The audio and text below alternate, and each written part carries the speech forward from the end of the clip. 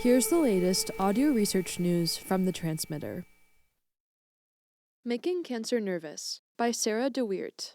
Paula Vermeer remembers the moment in June 2019 clearly. She was standing with a cluster of colleagues around a fresh slice of a tumor removed just minutes before from a mouse model of head and neck cancer. It was now resting atop a microelectrode array, a device for recording electrical signals generated by living tissues. The device, though widely used in neuroscience, was an unfamiliar one for Vermeer, a cancer biologist at Stanford Research in Sioux Falls, South Dakota. But she needed it to test a hunch. Several years earlier, Vermeer had become interested in the nerves that are often seen within cancerous tumors. Mounting evidence suggested that neuronal activity could promote tumor growth, but exactly how was still in question. Very naively, I thought, well, nerves are electrically connecting cells, she says. And so if they're functional, there should be an electrical readout. Now, after a few training sessions from a Stanford colleague who uses microelectrode arrays to study mouse brains, a more typical application of the technique, and a handful of trial and error drills on her own, Vermeer had arrived at the moment of truth. The team gathered around the hulking microelectrode rig, a glass slide embedded with dozens of tiny electrodes and placed on the stage of a powerful microscope, surrounded by a wire cage to block other sources of electromagnetic radiation from ruining the experiment. Vermeer felt doubts creeping in. We put our first slice on the array, and in my head, I was like, yeah, this isn't going to work. There's no way this is going to work, Vermeer says. The team gazed at a nearby computer screen showing a calendar-like grid of 60 boxes representing each of the electrodes in the array. Fuzzy blue lines bisected the boxes horizontally, indicating the tissue's weak baseline electrical activity. Then Vermeer pressed a button on the computer to stimulate an electrode on the edge of the array. Soon, wild spikes of cobalt blue began to propagate through the boxes on the screen, exposing strong electrical signals transiting through the tumor slice. When we saw activity, literally my jaw dropped, Vermeer says. No way, she thought. Here was evidence that nerves within malignant tissue are fully functional, akin to nerves in healthy tissues throughout the body. Her next thought, we need more tumors, we need to get more samples, she says. For help with that, she turned to her collaborator and brother, Ronnie Dropkin, a pathologist at the University of Pennsylvania in Philadelphia focused on gynecologic cancers, and director of an ovarian cancer biobank. Over the following months, he sent multiple shipments of live tumor tissue, bathed in transplant medium, overnight to South Dakota. With more samples, the team demonstrated that nerves form functional circuits in both head and neck and ovarian tumors, and that tumors are more electrically active than normal tissues. Those results, described in a paper in Science Advances this past May, provide some of the strongest evidence yet that electrical signals drive tumor growth outside the central nervous system. The work also serves as an important extension of two independent reports in 2019 describing functional synapses within brain cancers called gliomas. Together, these findings bolster the emerging field of cancer neuroscience. Though barely more than 2 decades old, cancer neuroscience is already a sprawling field dealing broadly with the crosstalk between malignant tumors and neurons in both the central and peripheral nervous systems. It encompasses topics ranging from sleep disruptions in people with cancer to the cognitive effects of chemotherapy. Most of the evidence, and really the center of the field, is around the idea that neurons and nerves, via a variety of mechanisms that researchers are still teasing apart, seem to regulate almost everything about cancer. From tumor initiation in many cases, to tumor growth, tumor invasion and metastasis, probably resistance to therapy, and evolution of the disease, says Michel Manger, a neuroscientist and neuro-oncologist at Stanford University in California, who headed one of the teams that found synapses in gliomas. The field sits at the intersection of two broad themes in contemporary biomedical science: the rising awareness that the nervous system guides the development of organs and tissues throughout the body, and the understanding that tumors are not just undifferentiated lumps of cells, but neo-organs in their own right. In their interactions with neurons that drive tumor growth and progression, cancer cells are not inventing anything new. They're just using these mechanisms of development and plasticity that are fundamental to normal body processes, Manger says.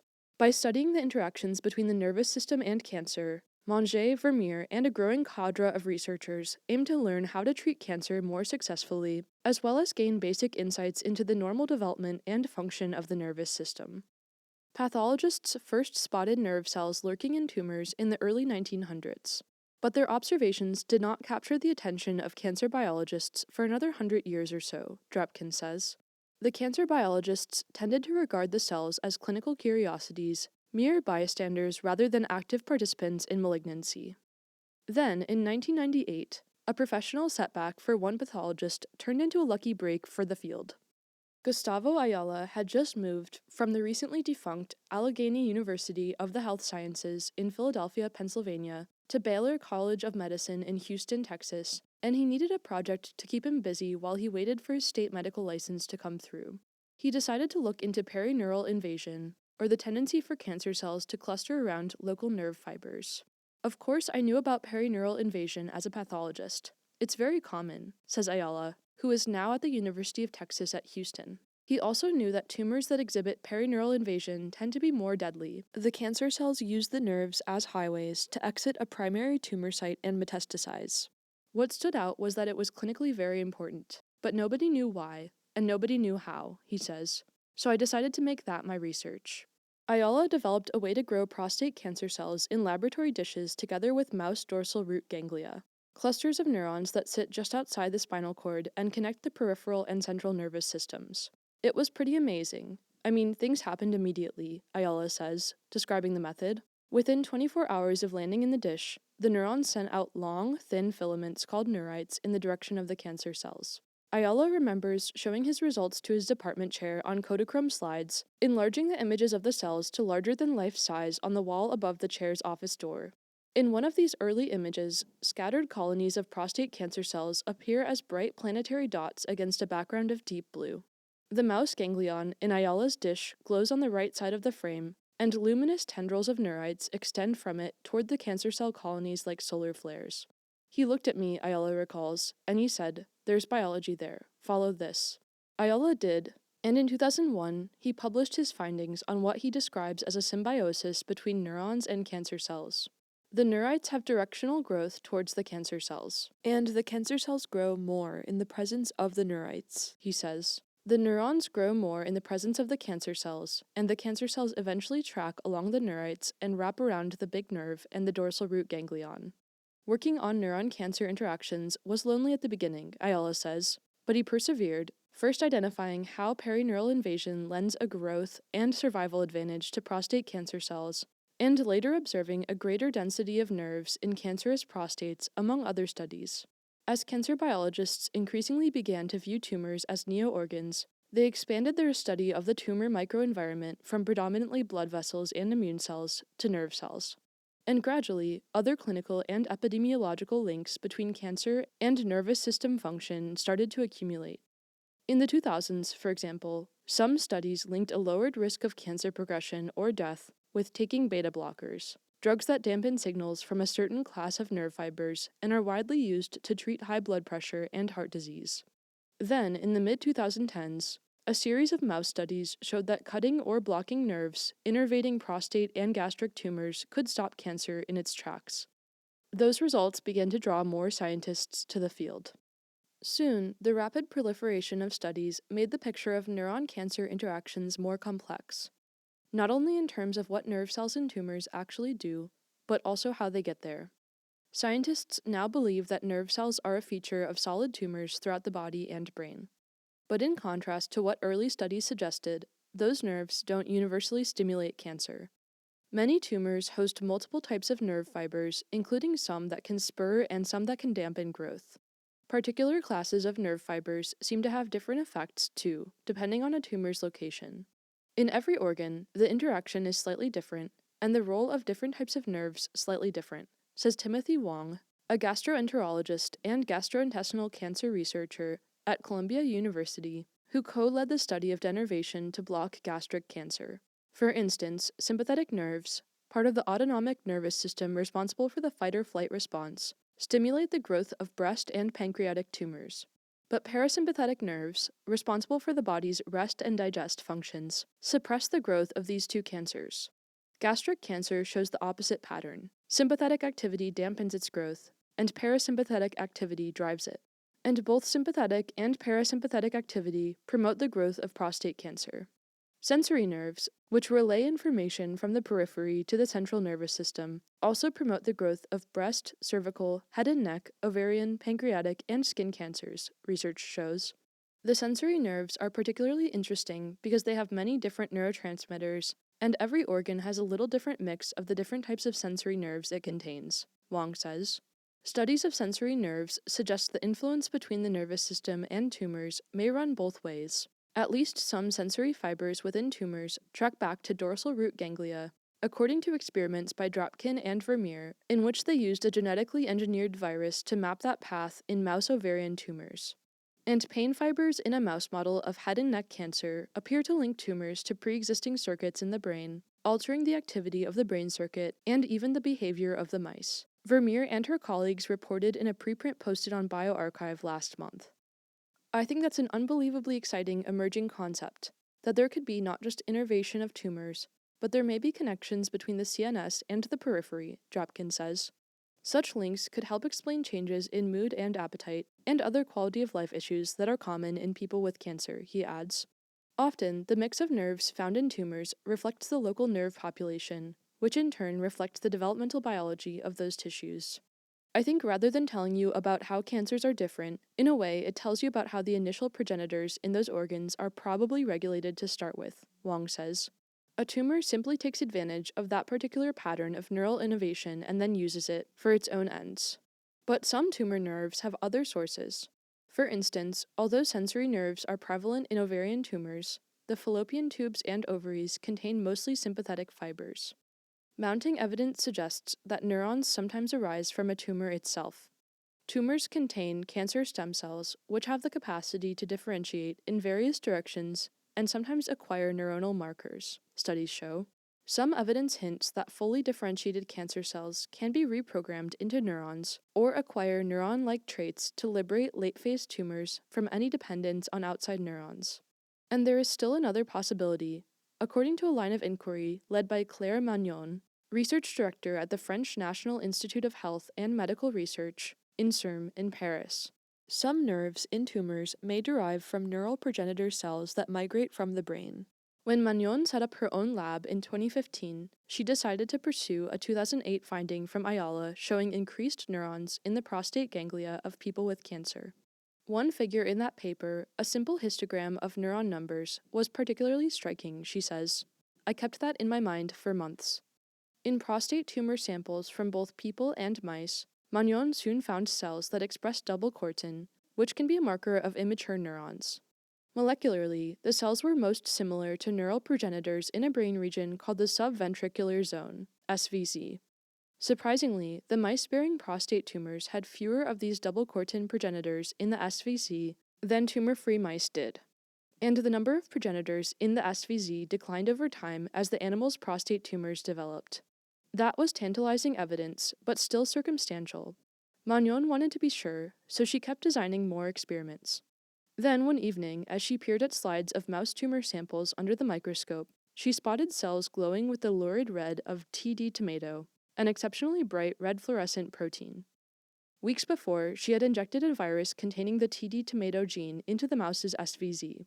Now, through her eyepiece, she could see the cells from the brain that had taken up the gene, slipped into the bloodstream, and relocated to the tumor. It was the final experiment for me, and I took a picture and I sent it to one colleague, Magnon says. I was excited. The picture became part of a figure in a paper that appeared in Nature in 2019. The findings suggested an unsettling possibility, Magnon and her colleagues wrote in that study. By drawing neural progenitors out of the brain, tumors may, in effect, steal the brain's resilience, perhaps contributing to the cognitive impairments seen in some cancer survivors. Probing neuron-brain cancer interactions, though very, very obvious, was stymied at first by technological barriers, says Hamza Venkatesh, a neuroscientist at Harvard University. We didn't really have a great way of modulating neuronal activity in the brain. But widespread diffusion of calcium imaging, optogenetics, and chemogenetics led to a surge of studies beginning in the early 2010s. In late 2015, Monge traveled to Germany to give a talk about some of those findings at a symposium organized by Frank Winkler, a neuroscientist at the University of Heidelberg in Germany. The two had never met, but sitting in Winkler's office before Monge's talk, they fell into easy conversation, chatting about the practice of neurology, family, Manger was about 5 months pregnant with her 4th child, and the research going on in their respective labs. I said, "Michelle, so we just discovered something really crazy," Winkler recalls. And then she said, "Well, we discovered something really crazy. And then I think it took us 10 minutes or so to figure out that we've discovered the same thing."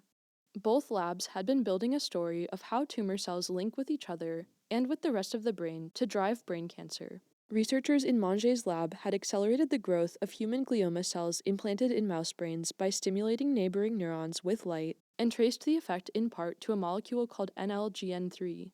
It was a really dramatic effect, says Venkatesh, who worked on the studies as a graduate student in Manger's lab. In the absence of this one single protein alone, the tumors just did not grow.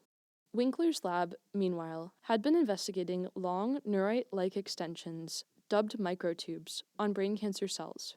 These microtubes, they found, enabled tumor cells to form a network linked by connections called gap junctions. The networked tumor cells, they also discovered, are resistant to radiation, surgery, and chemotherapy. Now, the latest results from both labs had suggested something even more profound. Brain tumors and neurons form functional synapses with each other. We were both kind of hinting at it, Manger remembers of that conversation in Winkler's office, and there was a moment where I looked at him and said, "You know, I think there are synapses. Do you also think there are synapses?" And he said, "I do." And I said, "Oh my gosh." It could have been a tense, competitive moment. Instead, the two opted to view it as a scientific bonus. Each team's work had already been independently validated. If something really crazy is discovered on both sides of the Atlantic Ocean, it's probably not completely untrue or completely made up, Winkler says. The two stayed in touch, shared data, and wound up reporting their results in a pair of papers published simultaneously in Nature in 2019. A brain tumor is not just responding to signals around it, it's actually integrating into the neural circuits of the brain, and that is a very different way of thinking about a cancer, Manger says. The activity of someone's own brain may influence growth and progression of the cancer that will ultimately take their life.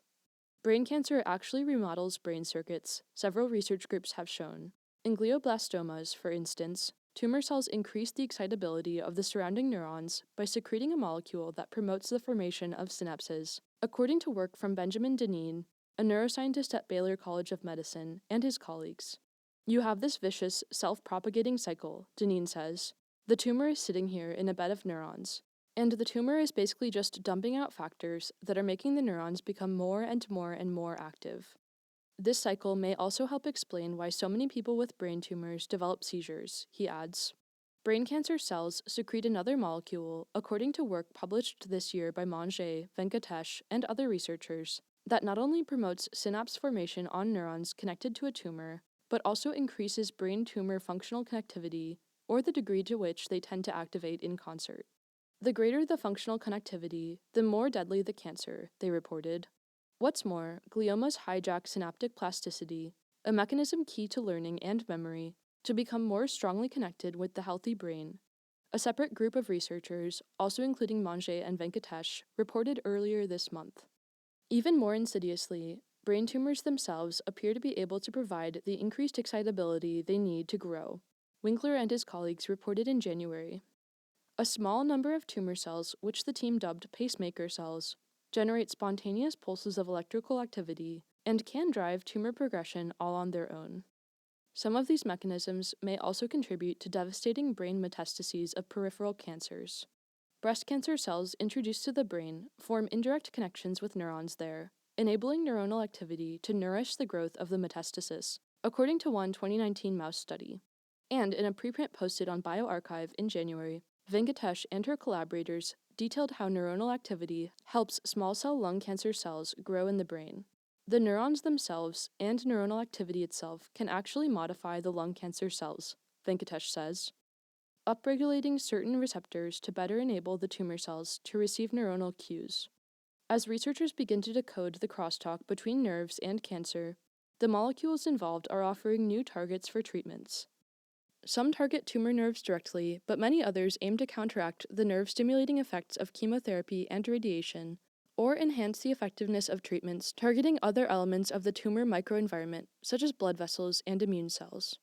And though some of these therapies are new, one experimental drug currently in a phase 1 clinical trial inhibits a molecule responsible for the release of NLGN3, the molecule that Manger and Venkatesh identified as being important in pediatric glioma, for example, existing drugs also offer a vast array of possibilities.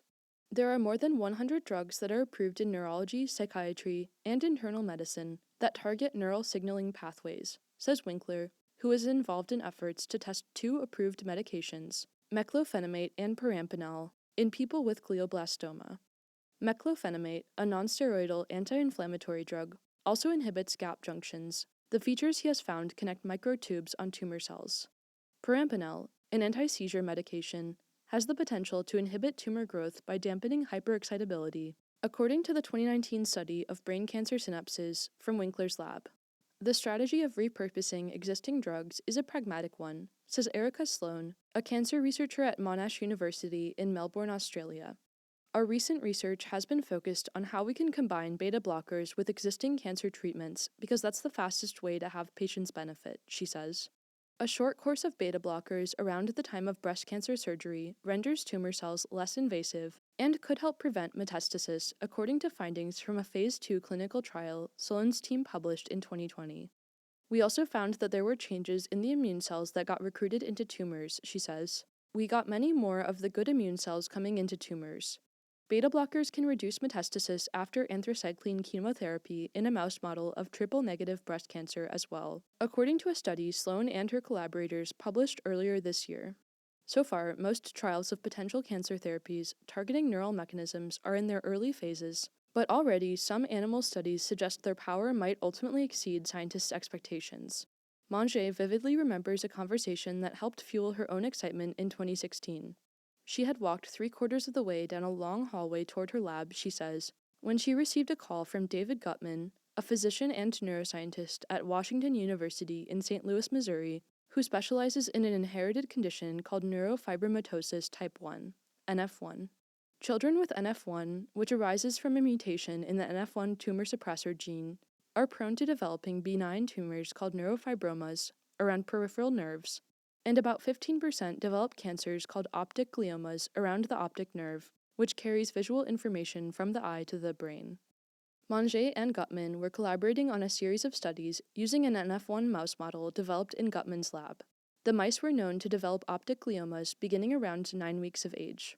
Researchers in Manger's lab were investigating whether optogenetic stimulation of the optic nerve would accelerate the growth of those tumors. The opposite experiment was taking place in Gutman's lab, rearing a cohort of mice in the dark to try to dampen the tumor growth. That first cohort, we dark-reared the mice in David's lab, and he called me and he said, "There are no tumors." Manger remembers Gutman telling her over the phone. What do you mean there are no tumors? Are you sure it's the right mice?" she remembers responding. And he's like, "Yes, I've never seen this before. There are no tumors." And I said, "Well, that's crazy. Let's do it again." And so we did it here in my lab. We did it again in his lab. There were no tumors. Gutman was just as surprised, he says. They worked to better understand the effect, reporting their findings in a paper published in Nature in 2021. The tumor's chance to grow, they found, appears to be limited to a critical period in development because mice that are subsequently returned to normal light-dark cycles do not later develop tumors. What's more, if mice that have developed tumors at about 9 weeks old are placed in the dark between 12 and 16 weeks old, the growth of the optic nerve tumors slows. The results in the mice do not translate directly into treatment for people with NF1, but they have provided some solid leads. NF1 neurons in mouse models, for example, are hyperexcitable, which drives the formation of both peripheral neurofibromas and central nervous system tumors, researchers from the two labs later found. They traced the hyperexcitability to a particular ion channel in the cell membrane. When we found that it worked through that ion channel, we asked whether there were anti-epileptic drugs that would reverse that activity, Gutman says. Gutman aims to conduct a clinical trial of one of those drugs, lamotrigine, in children with NF1. Those results may take years still, but Manger thinks back to that early call from Gutman that told her they were on the right path. "You know it's a big memory when you know where you were when you got that call," she says. It was one of those moments that gave me, as a scientist, the sense of, okay, this is important. We have to understand this.